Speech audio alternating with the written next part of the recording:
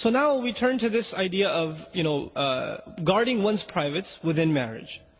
Before a young man gets married in our times nowadays, they've watched a few movies here and there before they made tawbah and they became religious. And they have this idea of what love is and what marriage is. And, brothers come up to me all the time, brother, man, I gotta get married, man. As though like in their head, once they get married, all their temptations are just gonna poof, disappear.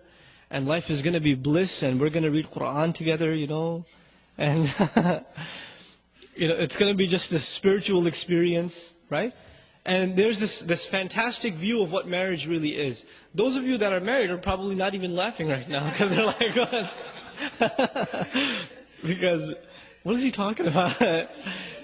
Because you don't even remember feeling that way, right? So, yeah, it's many a times you do run into a brick wall because what is shown to us about marriage, our idea of marriage, especially the modern mind, whether Muslim or otherwise, the modern idea of love and companionship and a man and a woman together, the idea of it is basically the same as dating. Okay? And dating means you have all the fun and when things get difficult, you walk away. That's what dating is, right? So what we actually, when we think of marriage, men, brothers and sisters even, when they think of marriage, they're thinking of the aspects of marriage that are like dating. But there's a lot more to marriage than dating, right? There's the bills, and there's the chores, and then you have to learn to live with another person, which is very difficult. You do things your way, she does things her way.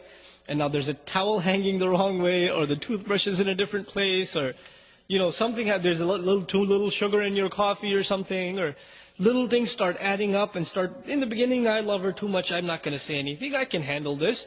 But a couple of years later, it starts piling up and you're like, again with the sugar, and it starts adding up. Now this doesn't happen in dating because you're tired of this girl, move on to the next one. Or she's tired of you, I think, I don't want to deal with your smell anymore, I'm out. It's just walk away from it. But marriage is a serious commitment.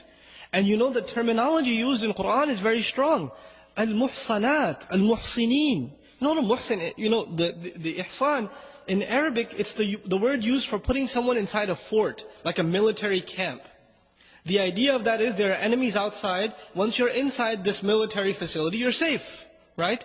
So women are described as women, are females that have been put inside the camp of protection. And who's protecting them? The husband is. From everything, from sadness, from difficulty, from shamelessness, in terms of ignorance, he's protecting them, he's giving them an education, he's protecting them in every single way. And the one who wants to get married, Allah describes him, muhsinin ghayra musafihin.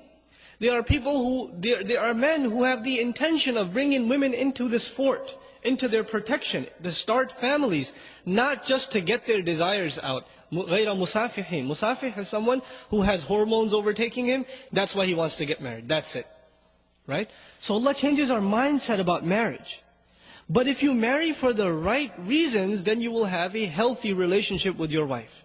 If you marry for the wrong reasons, and the wrong reasons are, I have hormonal problems, that's why I want to get married. And that's it. You know what? You're going to have a miserable marriage and you'll never be satisfied. And many of you learned this the hard way already. Because the intention was all messed up. The intention has to be to start a family, to please Allah subhanahu wa ta'ala, to increase the good in society. So now, the underlying principle in marriage, as it is in everything else in this deen of Allah subhanahu wa ta'ala, you worry about your obligations, and you forget about your rights. I know that sounds very harsh. But if you can do that, experiment it for 6 months. Forget about your rights, worry about your obligations. What can I do for my wife? What more can I do for her? Can I buy her a gift? I haven't given her anything for a long time. If she makes a mistake, pretend like she didn't even make it, right? وَإِن تَصْفَحُوا وَتَغْفِرُوا تَعْفُوا وَتَصْفَحُوا. Tasfahu means cover the page. When you cover a page, you can't see the previous page, right?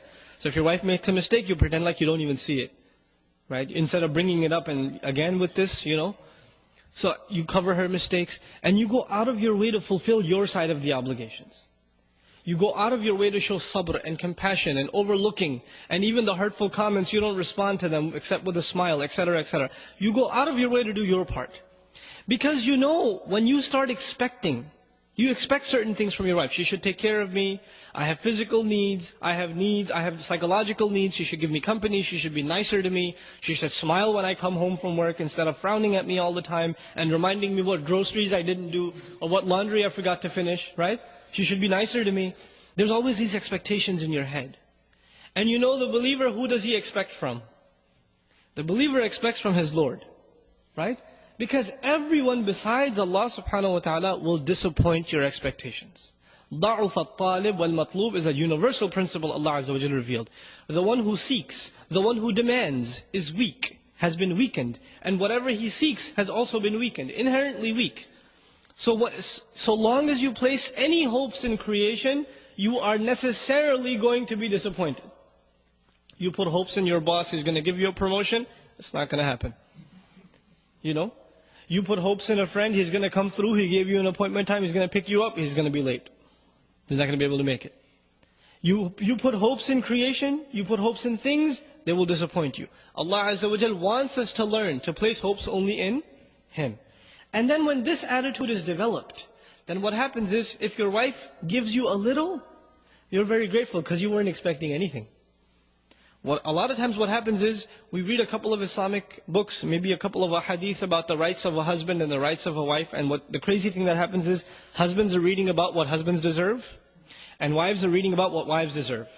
As opposed to the opposite. Husbands are supposed to be reading about what? What the wives deserve. But everybody's obsessed with themselves. They're selfish. Even when they come to Islam, they learn and they study that which serves them.